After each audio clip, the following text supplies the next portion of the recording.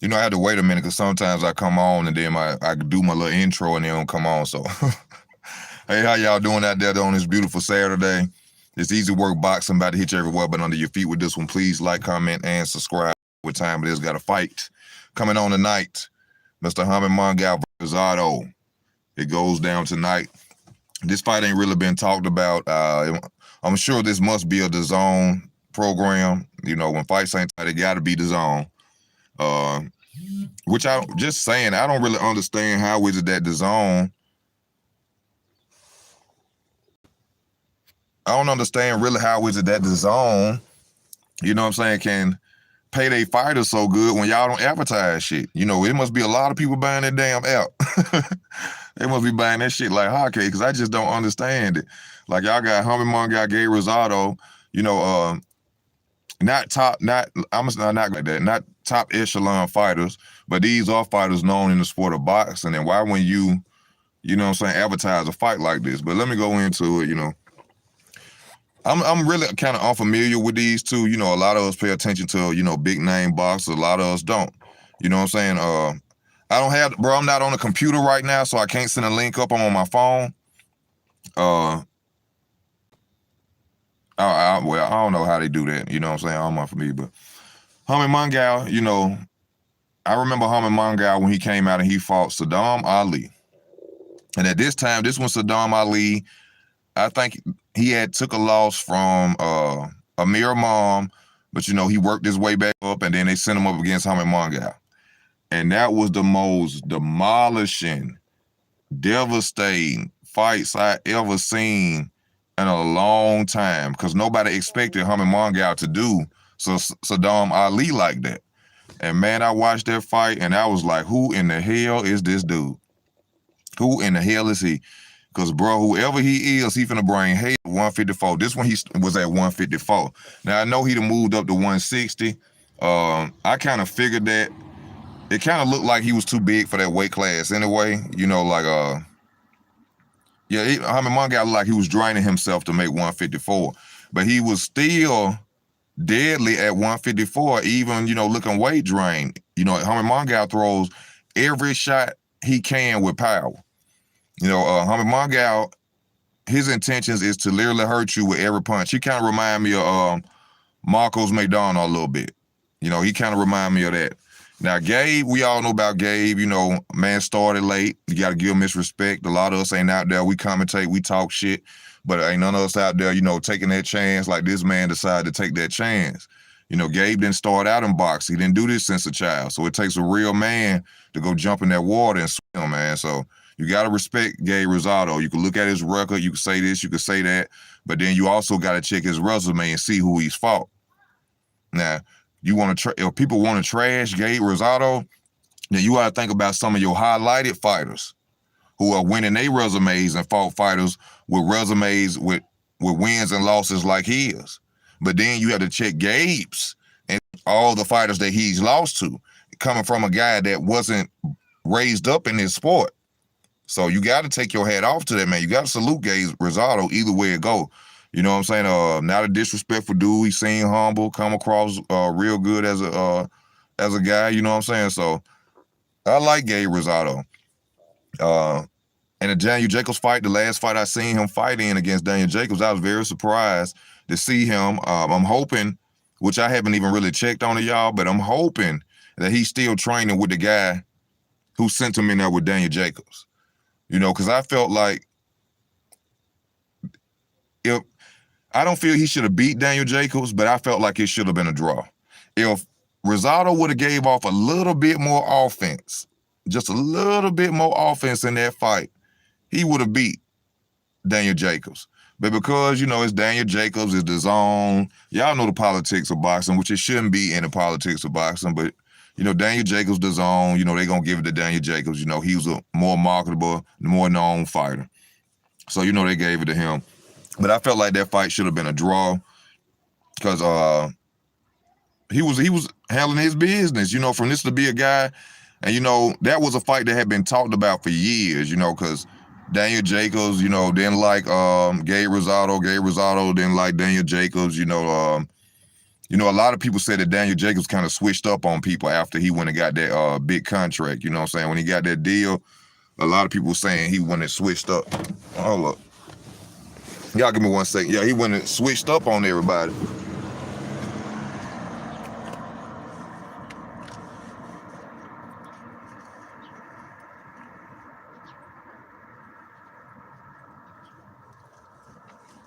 Pretty red.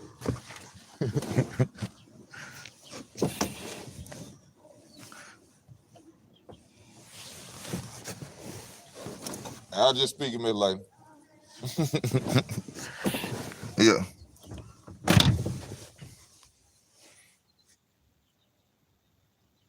You got Gabe Rosado by late round stoppage. Jaime Munguia is overhyped. I don't know. You know, that's a difficult one for me to go with because Jaime, bro, throwing. You know what I'm saying? Jaime ain't no pushover. At one point before Jaime left 154, oh no, when he first got to 160, I think, they was talking about him potentially fighting Canelo Alvarez, if y'all remember that. Y'all remember that? He was a Benavidez at 160, but he wasn't a threat like that. You know what I'm saying? He was known, Jaime Munguia known for his power and all that, but they wanted to send him up against Canelo at first. You know, before Canelo started sliding on down out of 160. You know, that's who they wanted to send up around them.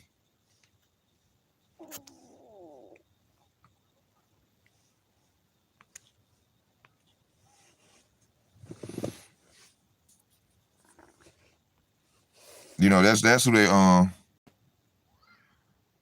wanted to send up against Canelo Alvarez, Jaime Munguia, but unfortunately, you know, like I said, Canelo, he went on down the street, kept going, so that didn't happen.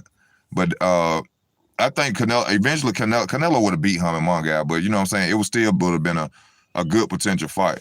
You know, a lot of people, you know, talk about Canelo and, you know, a lot of shit that he doing, but when you take away the ducking, the dude is an excellent fighter. You can't take that away from him. When you take away the ducking, ain't too much you can say about him. Ain't too much you can really say about him, though. But with me in this fight, man, I just really feel that that Jaime Munguia is gonna come out on top, unless Gabe Rosado is unless Gabe Rosado was still with that same trainer he was with for that fight with Daniel Jacobs, then I don't see him coming out on top, y'all. I don't see him coming out on top. If he ain't with that same trainer, because I think that trainer is what you know, showed him, you know, or gave him a belt. Like I seen, what fighter was that? Chris Eubank Jr. I seen him. A lot of your training has to do with it. And I think that if, like I seen Chris Eubank go over there and stay with that fight, train with that fighter, with that trainer over there, and then he went and beat James DeGale. You know what I'm saying?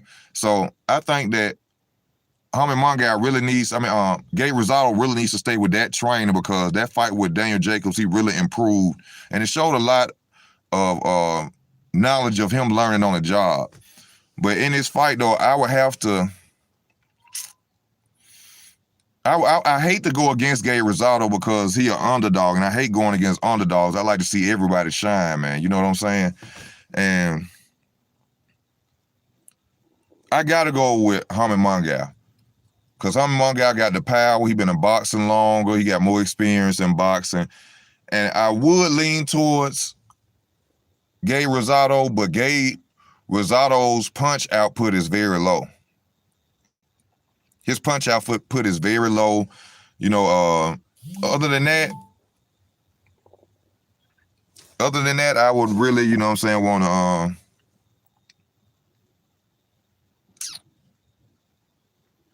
I really would want to go with Gabe Rosado. You know, I think that throughout his years and process of him boxing and learning the game, I think he's become a better fighter. But due to the power of Jaime Munguia, the relentlessness of him, I'm gonna have to go with Jaime Munguia, y'all, on this fight. And I hope Gabe could pull it off. I really do. But Jaime Munguia, he ain't no joke, man. That dude hit with everything he can, and he ain't gonna stop until he hurts you.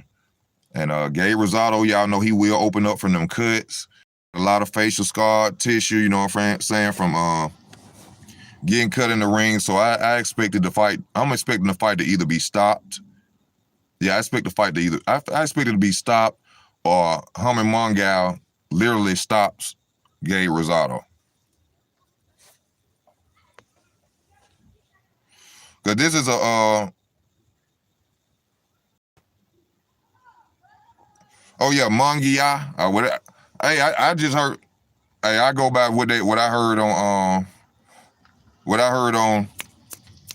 what it was, Fight Hype. I was watching a clip on Fight Hype. That's how they pronounce his name. I'm sorry if I'm not pronouncing his name right. But y'all, I'm rolling with Munguia. Been in boxing longer, more experience, harder puncher, come forward, aggressive style. And I think that just Rosario's output is not, he don't put out that much. You know what I'm saying? That's just my opinion of it. Y'all let me know how y'all feel about it in the comment section. I thank y'all for y'all love and y'all support. If you want to go ahead, donate to the channel. If you want to support the channel, I would truly appreciate that. You go to Cash App or PayPal, whichever one you would like. Hit your notifications bell. Stay tuned. This Easy Work Boxing. I'm out.